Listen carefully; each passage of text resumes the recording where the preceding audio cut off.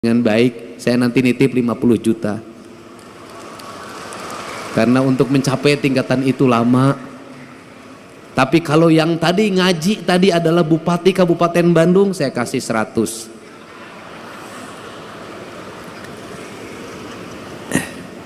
Saya mengucapkan terima kasih juga pada Kang Maman Imanul Haq.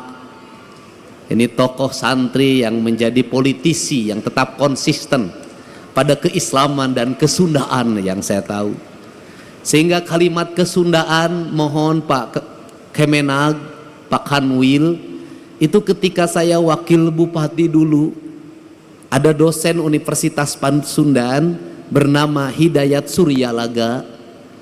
Dia menulis terjemah Al-Quran dalam rumpaka Sunda yang sudah disusun dalam bentuk mamaos. Dan saya minta di tahun depan itu masuk menjadi salah satu cabang yang diperlombakan, yaitu mamaos dalam bahasa Sunda, tapi isi mamaosnya adalah terjemahan Al-Quran. Saya ucapkan terima kasih juga, karena kalau tidak saya sebut nanti saya dimarahin oleh Pak Bupati. Kang Asep Romli, leres, anggota DPR RI juga, keluarga besar, bedas, tepuk tangan, saya ucapkan terima kasih. Saya mengucapkan terima kasih pada Pak Ketua DPRD Provinsi Jawa Barat yang mewakili Pangdam 3 Siliwangi, yang mewakili Kapolda Jabar, yang mewakili Kepala Kejaksaan Tinggi Jawa Barat, yang mewakili Ketua Pengadilan Agama Provinsi Jawa Barat, Ketua Pengadilan Tinggi Provinsi Jawa Barat. Semoga kita semua dalam keadaan sehat walafiat.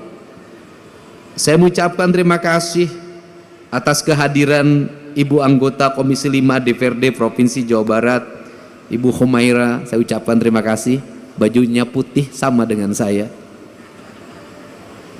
Para bupati, para wali kota yang hadir pada kesempatan malam hari ini beserta istrinya, mohon sabar, saya tidak akan dulu beserta istri sampai wangsit nanti datang. Pak Ketua MUI, saya ucapkan terima kasih atas kehadirannya. Para Ketua LVTQ yang telah sukses menyelenggarakan kegiatan ini, seluruh tamu undangan yang berbahagia. Kita hari ini memasuki pada sebuah fase di mana kita mengagungkan Al-Quran. Al-Quran yang diagungkan oleh kita adalah Al-Quran yang dilihat dari sisi estetika pembacaan. Dari estetika pembacaan itu pada akhirnya akan lahir pemaknaan. Karena nilai-nilai agama kalau tidak disampaikan secara estetika, maka kita tidak akan bisa memahami Sang Maha Kuasa. Kita ini sampai hari ini memaknai Allah, sujud pada Allah, itu baru sampai pada tingkat estetika, belum sampai pada tingkat hakikat, pada tingkat makna, pada makom spiritualitas yang tertinggi. Kita baru sampai pada tingkat estetik. Kita tertarik untuk salat dengan khusyuk manakala imamnya berestetika dalam mengimami kita semua. Kita bolak-balik pergi umroh,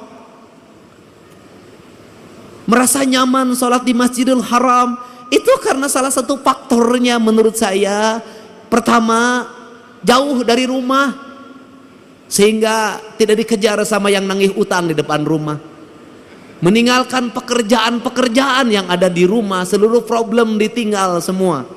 Kemudian yang berikutnya juga imamnya memiliki kualifikasi orang yang mumpuni di dalam mengimami kita dalam hafalan Al-Qur'annya. Setelah itu jangan dilupakan, bukan hanya imam, teknologi sound systemnya yang sangat tinggi dan harganya mahal.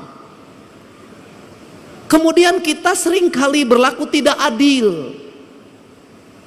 Berlaku tidak adilnya apa? Seringkali orang-orang yang berdakwah mengejek Imam-imam yang ada di kampung kita, yang bacaannya tidak begitu sempurna, qiraatnya tidak begitu menarik, kemudian juga diperbandingkan dengan Masjidil Haram, tidak adil. Kenapa? Imam di kampung kita, satu, hidupnya bukan hidup dari mengimami, ngimaman macul terus kah sawah, ngimaman poe pare itu kahujanan, ngimaman pamajikan di imah gogorowokan. Dia tidak fokus menjadi imam. Yang itu yang pertama, artinya dari sisi keikhlasan dia lebih ikhlas dari siapapun, tanpa digaji oleh DKM-nya, tanpa digaji oleh negara. Dia mengabdikan diri secara total menjadi imam, menjadi khotib, mengajar anak-anak di surau, mengajar anak-anak di pengajian-pengajian. Menurut saya bisa jadi yang dekat dengan Allah adalah dia, bukan yang di Masjidil Haram, tanpa membandingkan. Kalau yang di Masjidil Haram berapa gaji dalam setiap bulan? Rumahnya dijaga, kemudian dia spesifikasi imam, kemana-mana didampingi, lebih gagah dari gubernur Jawa Barat. Wajar. Aki-aki di Ciwidey subuh-subuh kudu hudang, adana gogorok-gokan, nges adan capek-capek wenu datang hiji-hiji acan. Anu tukang umroh ge da teu datang di lembur nama rajin soten keur umroh. Kemudian ada satu peristiwa ini yang azan di masjid, saking pusingnya ketika azan subuh tidak ada yang datang, kemudian dia berinisiatif adzan jam 9 pagi.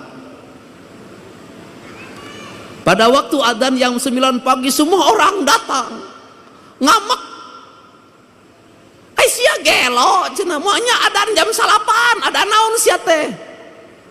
Si aki yang adan jawab, si anu gelo mah ku aing di adanan subuh sia teu datang, di adanan jam 8 sia datang.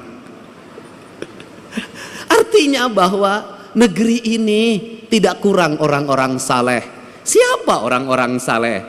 Orang-orang saleh adalah orang yang setiap hari tekun mengajar ngaji anak-anaknya di surau-surau, ditajuk-tajuk, dilanggar-langgar. Orang yang tekun setiap hari azan, orang yang tekun setiap hari ngimam, orang yang tekun setiap hari khutbah, meskipun jamaahnya terbatas, tapi dia tidak pernah datang ke bupati untuk meminta honor. Itulah orang-orang hebat di negeri ini.